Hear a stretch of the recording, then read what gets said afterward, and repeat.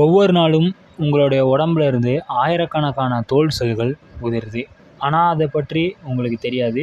நாம் சிரிக்கும் போதும், அழும்போதும், வெயிலில் நடக்கும்போதும், குளிரில் நடுங்கும் போதும் அமைதியாக வேலை செய்யும் ஒரு உறுப்பு இருக்குது. அதுதான் உங்களுடைய தோல். நம்மளுடைய உடம்புல இருக்கிற மிகப்பெரிய உறுப்பு இதயமோ, மூளையோ, கல்லீரலோ கிடையாது. அது உங்களுடைய தோல் தான். இந்த வீடியோவில் நம்மளுடைய தோலை பற்றின பல ஆச்சரியமான உண்மைகளை பார்க்க போகிறோம். பலரும் தோலை ஒரு வெளிப்புற போர்வையாக நினைக்கிறாங்க. ஆனால் மருத்துவ ரீதியாக அது ஒரு ஆர்கன், அதாவது ஒரு உறுப்பு.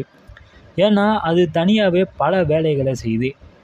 உடலை பாதுகாக்குது, உடலை வெப்பத்திலேருந்து கட்டுப்படுத்துது, வலி, சூடு, குளிர் இதில் எல்லாத்தையும் உணர வைக்குது, நோய் கிருமிகளிலிருந்து நம்மளை பாதுகாக்குது. இந்த மாதிரி எவ்வளவோ விஷயங்கள். இதில் 3 அடுக்குகள் இருக்குது: எபிடெர்மிஸ், டெர்மிஸ், ஹைப்போடெர்மிஸ்.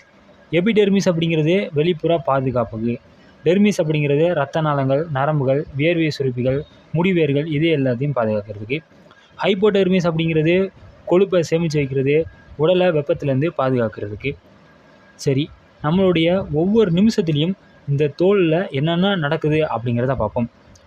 உங்களுடைய தோலிலிருந்து ஆயிரக்கணக்கான இறந்த செல்கள் உதிர்ந்துக்கிட்டே தான் இருக்குது. சுமாராக 30,000லேருந்து 40,000 செல்கள் ஒவ்வொரு நிமிஷத்துக்கு உதிருது அப்படின்னு சொல்லப்படுது. புதிய செல்கள் தொடர்ந்து உருவாகிக்கிட்டே இருக்குது. அதனால தான் சின்ன சின்ன காயங்களில் கூட சில நாட்கள்லேயே ஆறிடுது. தோலோட நிறம் எப்படி உருவாகுது? கருப்பா, வெள்ளையா, மாநிறமா? இதற்கு காரணம் மெலனின். மெலனின் அதிகமாக இருந்துச்சு அப்படின்னா உங்களுடைய தோல் கருப்பாக இருக்கும். குறைவாக இருந்தால் கொஞ்சம் வெளிர் நிறமாக இருக்கும். இதை அழகு நிர்ணயிக்காது. சூரிய ஒளியிலிருந்து உடலை பாதுகாக்கும் இயற்கையான கவசம் தான் இது. பலரும் வியர்வையை ஒரு பிரச்சனையாக நினைக்கிறாங்க. ஆனால் அது உங்களுடைய உயிரை காப்பாற்றும் ஒரு அமைப்பு. உடல் சூடானதும் வியர்வை வெளிவரும். அது ஆவியாகும்போது உடம்பு குளிருது. சரி, தோலை எப்படி நம்ம பாதுகாப்பாக வச்சுக்கிறது? போதுமான தண்ணீர் குடிங்க. கடுமையான வெயிலில் நீண்ட நேரம் இருக்கக்கூடாது. சமநிலையான உணவை சாப்பிடணும். புகைப்பிடிப்பதை தவிர்க்கணும். காயங்கள் ஏற்பட்டுருச்சு அப்படின்னா அதை சுத்தமாக வச்சுக்கணும். தோலில் புதிய மச்சம் இல்லைன்னா நீண்ட நாட்கள் ஆறாத காயம் ஏதாவது இருந்துச்சு அப்படின்னா உடனடியாக மருத்துவரை பார்க்குறது ரொம்பவே நல்லது. உங்களுடைய இதயம் ஒரு நிமிடம் கூட ஓய்வெடுக்காது.